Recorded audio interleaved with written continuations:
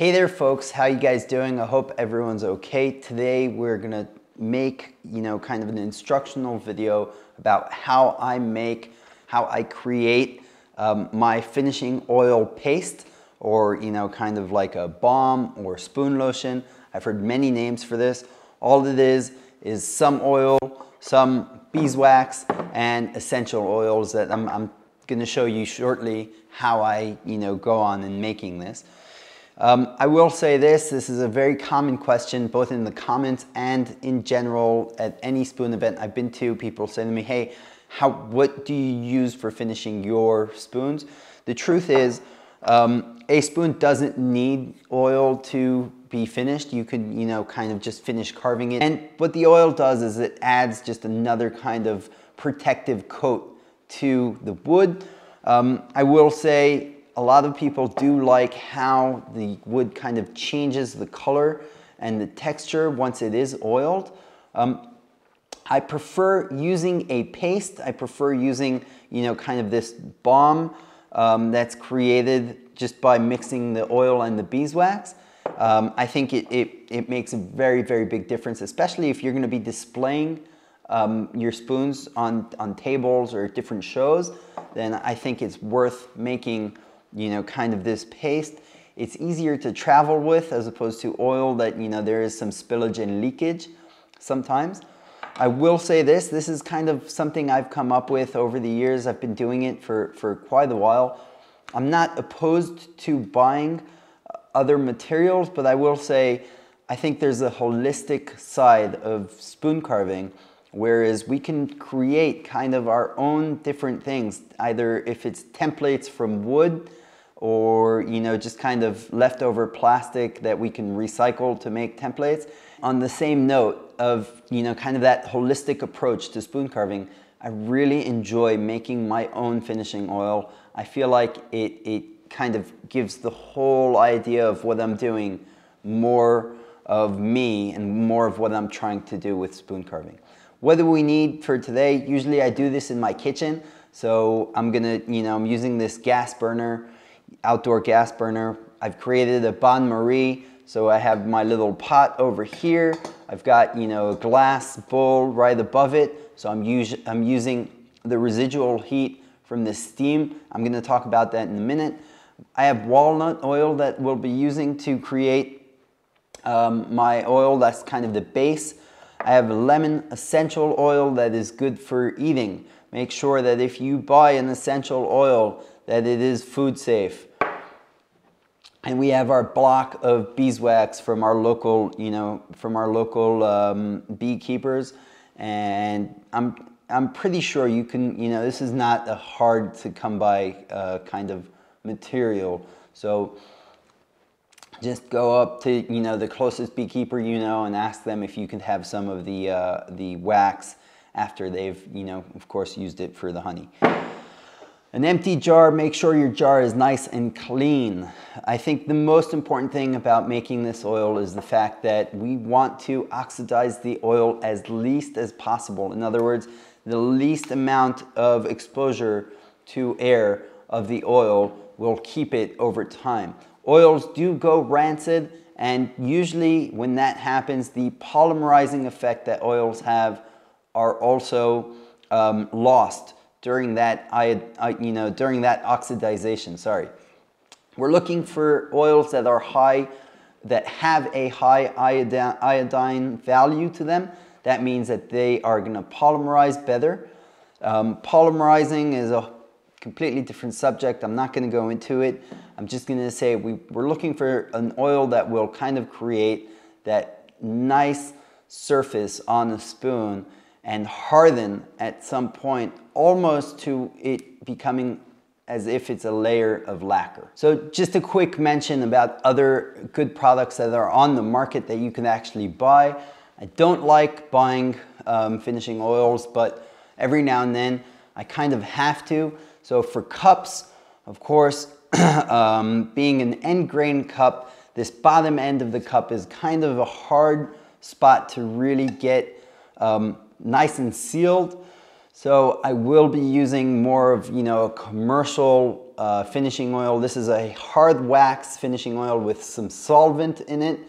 And this is the Hasui ceramic finish that Yoav is distributing and doing an amazing job doing that. So I highly recommend looking into the Hasui ceramic finish. I think it's unbelievable. It's almost like magic. The hard wax oils are also very, very nice. There's some really good brands out there, Osmo and Tretex, etc. So I highly recommend them. But that being said, I prefer using, kind of my homemade stuff on spoons and small things. I think it makes it just a little bit more enjoyable. This cup has been finished with the Hasui ceramic finish. This is a cup turned by me. It's really, really nice. The finish is holding up very well. I test it, really hardly so that I can see, what the finish is good for. The first thing I usually do is I get my water, boiled, and what I'm gonna do now is I'm gonna cut, I'm gonna kind of carve into this block of beeswax, and I'm just trying to get, some beeswax melted. And again, what you can do is you could kind of weigh out what, how much you want. I'm looking for kind of a 70-30 solution. So in other words, I'm looking for maybe 30% beeswax, 70% oil in what I'm trying to make. And what I'm gonna do is I'm just gonna try and cut in to this block. It being frozen actually makes it much easier to cut into. By using small shavings as opposed to big chunks, what I'm getting is more of a consistent kind of melting of the beeswax, which is what I'm, essentially looking for. Again, we do not need a lot. I got it all over the place here, so hold on. Now, if you've got a good relationship with your beekeeper, then you do want to ask for more of a cleaner, beeswax if they're, willing to give you it, because usually the bottom pieces of the beeswax is not as clean. So that's not something we're really interested in. So this should be enough for what we're trying to do here today. And more than enough. Now, while this is going, I'm gonna weigh out my oil. Well, I'm not really gonna weigh it out. I'm just gonna, measure how much I want. And I'm just gonna use the jar for that. And I'm gonna go about 2/3 of the way up. So that should be it. That's a nice kind of amount of oil. If you can see, we're about 2/3 of the way up. And then we're still waiting on the beeswax to kind of get to the really nice consistency we're looking for. Another thing we can do is just find a small piece of wood to mix this around and kind of get that, consistency we're looking for. The essential oil is from a brand called, I think it's called Now Essential Oils. They're really, really good. They're really nice. I love the lemon extract, but I mean, any extract you use will be nice. The only problem I have with the essential oils adding into this is the fact that they will mask if your balm or if your lotion that you're making, if it goes bad, then they will mask the rancid smell that will tell you that it's gone bad. So just keep that in mind. So our beeswax is just melted, you know, almost completely. I've added in a little bit more since I've started. The truth is that, you know, the only way for me to kind of gauge how much I need is once it's melted down. It's hard to understand exactly how much I need before that. So I'm actually really happy now with, you know, the amount I have. And something really cool is going to happen because the oil is cold, essentially, or colder than the beeswax. Once I pour this in, I'm going to do it nice and carefully, it's going to solidify inside the oil. So check that out. It's pretty cool. And what we can do is just kind of mix this around inside here.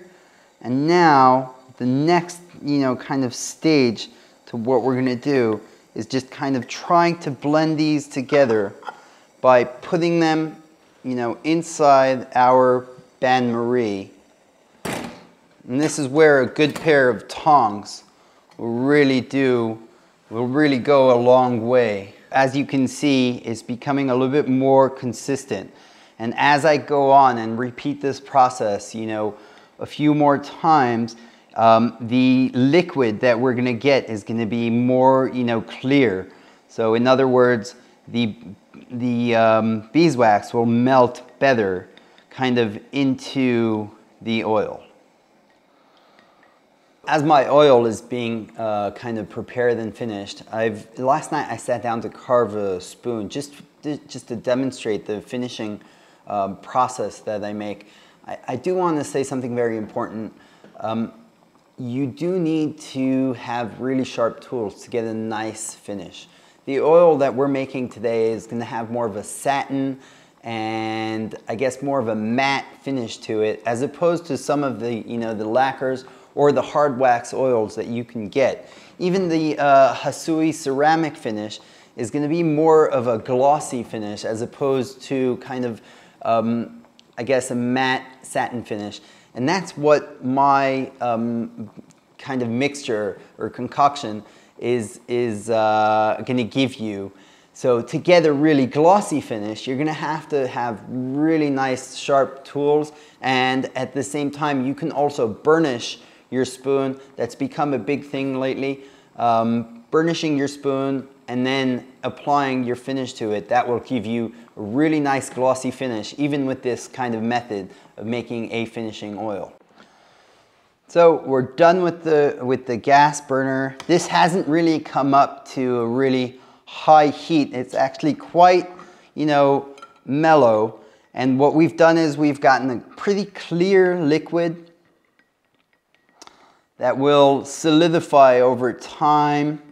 Another thing we can do is we can take out whatever it is we're using to mix it, let that kind of air dry. It's going to have a really thin layer. So I've taken this chopstick, this cheap bamboo chopstick to mix my oil. I've taken it out, I'm letting it air dry, and I'd like to see, you know, kind of the consistency that I'm getting once it dries out. That will give me, you know, a really good understanding of what it is that we've achieved here.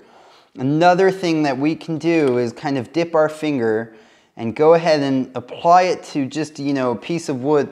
In my case, this is the spoon I've made, but it could be anything, any piece of wood, and that will also give you an understanding of what, you know, what needs to be happening. You might need to add oil into this, or you might need to be adding more beeswax into this if you feel that it's a little bit too oily. So one or the other. And it's okay kind of to troubleshoot at this point. You can add, you know, a dash of oil and that will make it more oily, or you can add, you know, kind of little chips of beeswax and that will make it more waxy, I guess, more pasty in a way. And, you know, that might be what we're looking for at this point in time. Just the last step of what we're trying to do is I'm gonna fill up about a tablespoon, so that's about 2 of these, of our essential oil. And I'm just gonna kind of pour that in. Maybe add a few more drops. That's okay. You know, kind of get that in there. Again, get it mixed in very nicely.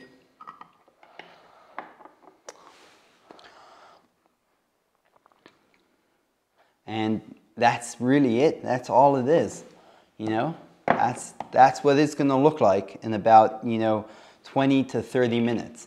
What I will do to speed up the kind of solidifying process is I'm actually gonna go throw this into the refrigerator or even freezer, and that way, it's gonna solidify quite fast and I'm gonna get, the result that I'm looking for. So folks, thanks for joining me today. What we've done is we've created just a really simple kind of finishing lotion for spoons, or finishing balm, finishing oil, whatever you like. This keeps pretty well. I mean, as long as you make sure that once when you're dipping your fingers into it, your fingers are nice and clean, and make sure to keep it closed most of the time. I've had, I've finished up spoons and left it open, and then it can go bad. We're not looking, we're not looking for that rancid smell. If it becomes rancid, then it's probably not gonna have all the essential, kind of traits that you want for a finishing oil to have. In other words, it's gonna lose its ability to polymerize. That's a tough word. So just make sure you take care of this and you leave it, always closed when you're not using it. This is our finished product. It's gonna turn into a paste pretty soon, I hope. And then I'm gonna post that as well. Thank you for joining me. I hope this video in English is a good one. I've revisited a subject on my channel, and I hope to do more, kind of newer content. So again, thank you very much and have a good day.